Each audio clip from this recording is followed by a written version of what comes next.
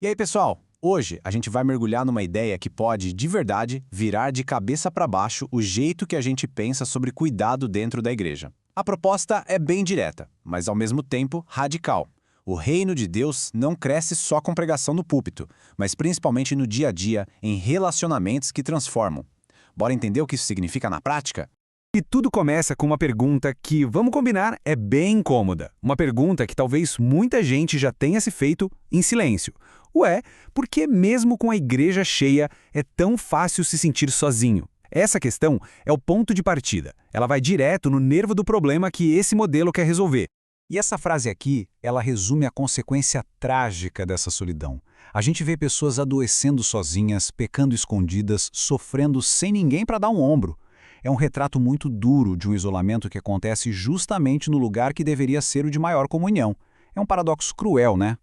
Então, para começar, a gente precisa dar nome ao problema. Vamos chamar isso de a crise silenciosa. É uma desconexão que acontece entre as pessoas, debaixo do mesmo teto, muitas vezes sem ninguém perceber. Uma crise que não faz barulho, mas que está minando a força da igreja moderna por dentro.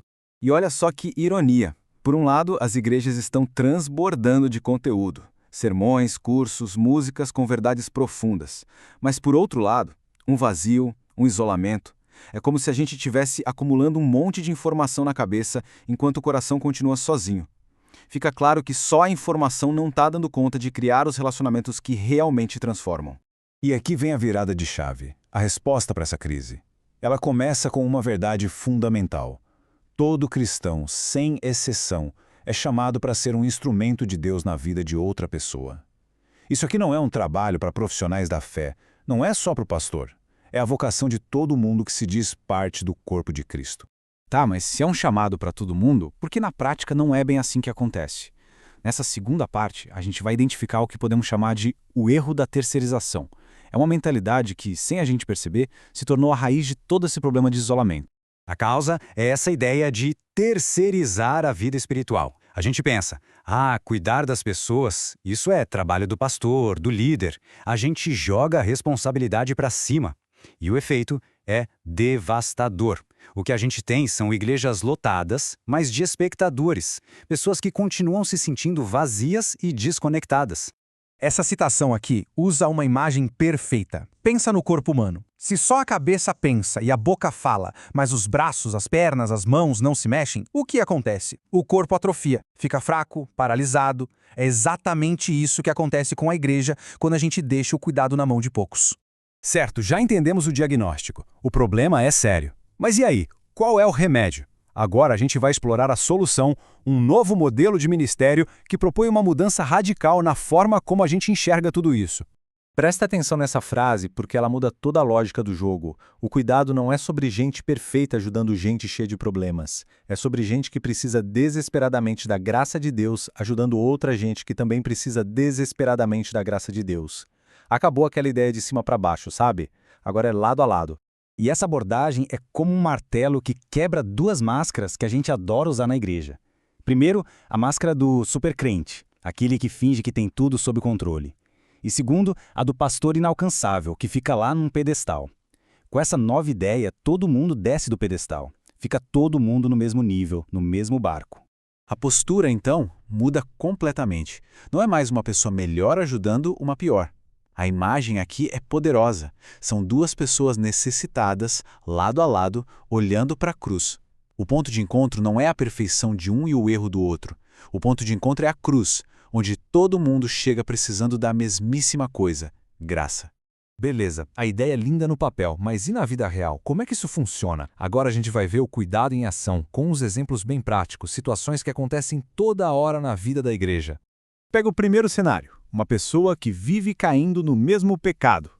O nosso erro mais comum é focar só no comportamento. Para com isso, se esforça mais.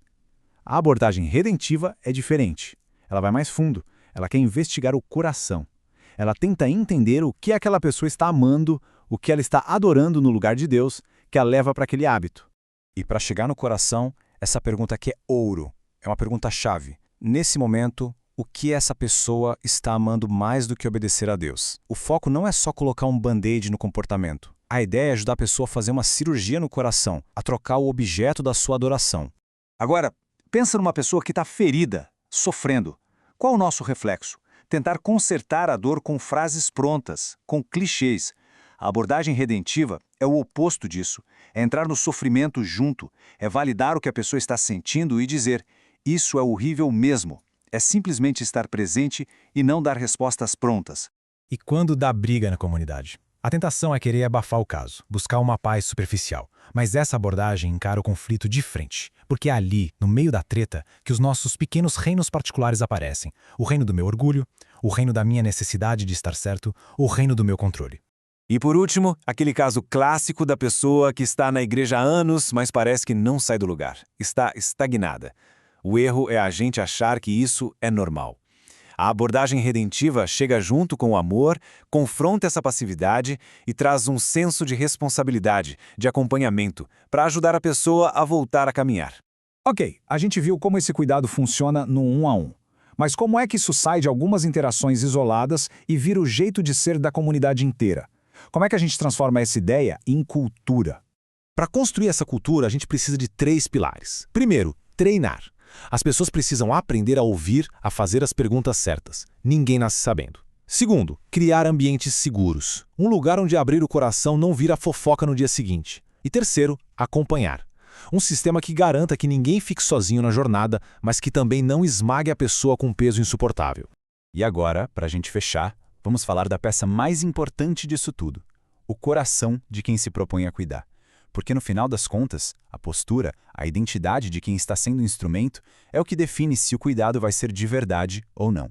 Mas antes, um alerta muito, muito sério. Esse modelo não é um passe livre para ser o xerife da vida alheia. Não é uma desculpa para ser curioso sobre o pecado dos outros, o famoso fofoqueiro gospel. E de jeito nenhum é uma permissão para tentar controlar a vida de alguém, disfarçando isso de cuidado.